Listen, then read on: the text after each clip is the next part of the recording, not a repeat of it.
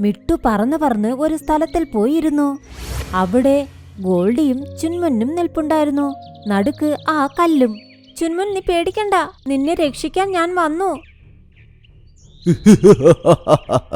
ചുൻമുൻ, എനിക്ക് തോന്നുന്നത് നിന്നെ രക്ഷിക്കാനാണ് ഇവിടെ വന്നതെന്ന് ഇവൾ ചിന്തിക്കുന്നുണ്ടായിരിക്കുമെന്നാണ്.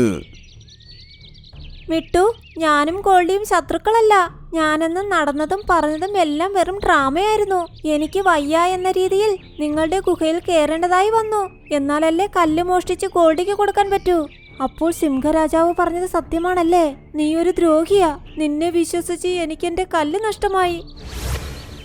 നിങ്ങളുടെ ഡ്രാമ കൂടി. അപ്പോൾ ഗോൾഡിപ്പരുന്ത് കൊത്തി കൊത്തി മിട്ടുവിനെ ആക്രമിച്ചു. അതിനുശേഷം ഒരു കയറിട്ട് കെട്ടി. പിന്നെ അത് കല്ലിന് നേരെ നടക്കാൻ തുടങ്ങി.